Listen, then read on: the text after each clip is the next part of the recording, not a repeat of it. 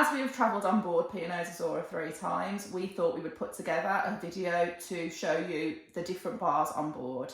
For those of you that don't know us, I'm Lizzie and this is Laura, and we put together content about cruises and other holidays. If you're interested, we would love you to subscribe, so subscribe below. So the bar we think that's probably one of the best locations on board Azura is the Blue Bar. It's in a great location, right in the middle of the atrium, so it's really good for people watching. You can sit in there, watch the world go by, especially on like a formal night when everyone's coming past in their nice outfits. And the problem with this bar is the size. It's really small and also really popular, so quite regularly it's difficult to get a seat in there, especially for things like the Captain's Gala event. So obviously everybody wants to be there because that's where the action is. In terms of drinks menus for Blue Bar, it's standard, pretty standard. You get cocktails and then all your usual spirits, wines and beers from across the ship. The service that we've experienced in there has always been pretty fast and friendly, especially in our most recent Azura cruise in February of this year. We didn't have any complaints about it, but like I said, it can get busy. So sometimes you might have to wait a little while for a drink.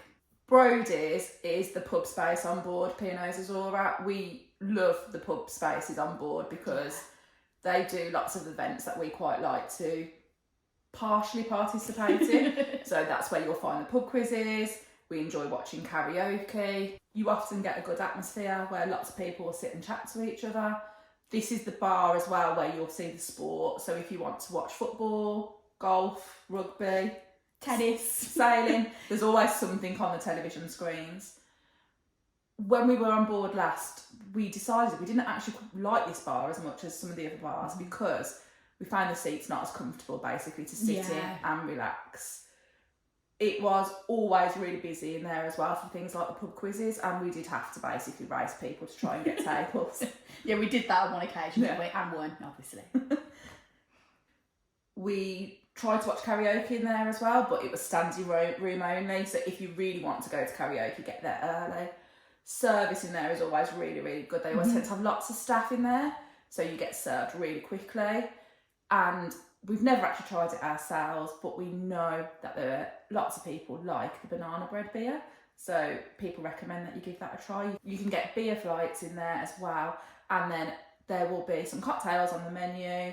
You can get your wines and your spirits and your soft drinks in there. And then there are actually some bar snacks on there like cheddars, but they are quite expensive. On our last Azura cruise, which was in February 2023, there were only 2 indoor bars that were open during the day, and one of those was the Glass House. So if you're not a sun worshipper, then the Glass House is probably a space you'll find yourself in if you're on board Azura. Which is why we end up in there quite a bit. Yeah, we're not ones to sit out around by the pool on loungers. We like sitting indoors. We also like some of the wine options that are only available in the Glass House. And it's a favourite of ours across the P&O fleet. You'll always find us in a Glass House.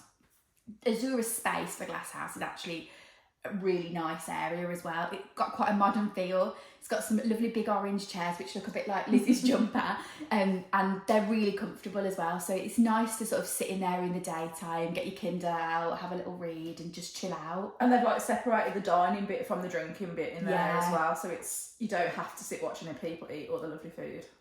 And a big favourite in the Glass House from other cruisers, not us, is the Jolly Ollie Ale. We're not ale drinkers, but on our last cruise on Azura, we would sit in there and hear people coming in ordering that over and over again.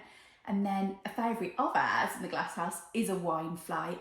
So there are a few different options where you get to try 3 sort of smaller wines, which we've learnt wines that we've enjoyed from that and ordered them as separate glasses over the years.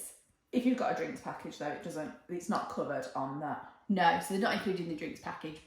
Malabar is another well looked after space on board Azura. The decor in there is quite interesting because it's themed as like an exotic place. Yeah, there's like palm trees and lots of velvet everywhere. On our last cruise, it was interesting that they did a few events in there in the daytime. So instead of Battle of Brodie's, it was Battle of Malabar, which was very irritating because normally that quiz is really, really busy, but the bar wasn't open in there. so you had to get your drink before you went there, and it made it a lot quieter. We watched a brilliant performance by the orchestra on board in the daytime. We really enjoyed that. And on the evening, you will find singers on board in there. Yeah, it can get really busy when there's a singer in there on the evening, can't it? It's a space you kind of walk through to get to other venues, and sometimes it's difficult to get past because it gets so busy.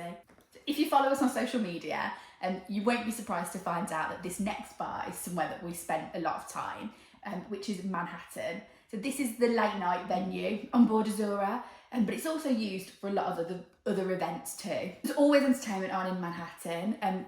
It's where you'll find Pulse, which is like the house band on board P&O ships. Any comedians that are on board for your cruise will be performing in there, and usually there'll be a DJ doing a late night disco. It's quite a large space, plenty of seating, and there's lots of different types of seating in there. There's some like high stools near the bar area, and then some like lower tables, so you can find a space to hide near the back if you don't want to get picked up by the comedian. One of the problems in there though is that it's like slightly tiered with dividers in between, which then if you're sat down, you haven't got a perfect view of the stage. So if you're small like we are, you can't always see everything. And if you're nosy as well, it just affects your people watching abilities a little bit. Service in there tends to be pretty good because they tend to have a lot of waiters who are walking around, and if it's somewhere you go all the time, they tend to know your drinks order and will bring it to you. However, when it is busy, it can sometimes be a little bit slower to actually get your drink back from them. And be prepared for some things like the late night comedy show. This venue gets packed, so make sure you arrive in plenty of time if you want to see something like that in there. The final bar inside the ship is Planet Bar. This sometimes causes a bit of debate between regular cruisers because it's at the back of the ship and lots of regular cruisers like a crow's nest type of bar. However, we love Planet Bar. Yeah. It's a lovely place to sit in the evening. It's calm. It's got traditional cruise vibes, and it's always a really nice place to sit and have a chat, especially to other cruisers on board. There will also often be a pianist playing in there too, which just adds to that atmosphere. And something that really irritates Laura are the videos that are played. So they've got big like screens on the walls in there, and it plays videos of different places around the world, hence the name Planet. Yeah, but they're just really weird.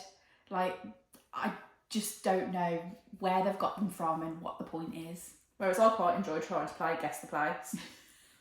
Service in there was always really good. Lots of staff around. Basically, almost as soon as you're sitting down and they're coming over to you asking what drinks you want, you can get some really nice cocktails in there, and you can order your usual wines and the rest of the usual drinks menu, to be honest.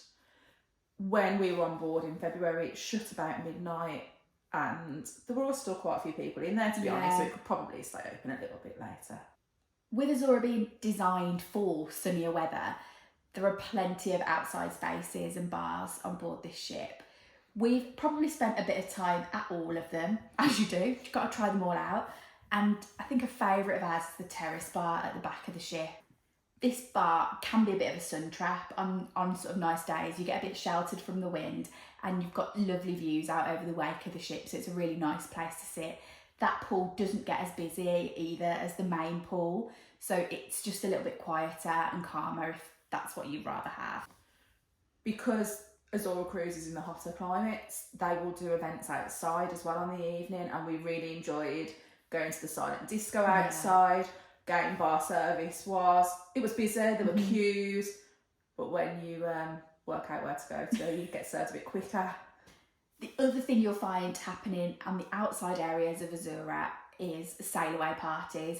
Again, these can get really busy, and it can be difficult to get waiter service at these events. We found that just by going to the bar, you'll get served a lot quicker. And overall, on board Azura, there's a bar for everybody to sit in. Whether you like to have a drink or not, you can sit and people watch, you can sit outside at the bars. If you want a lively night, you can go to Manhattan. If you want to watch a show, you can go into Malabar. And if you like the pub vibe, you can go and sit in Brodie's. Thanks for watching. Don't forget to give this video a like and make sure you subscribe to our channel. You can also follow us on social media. We're Sisters on the Seas.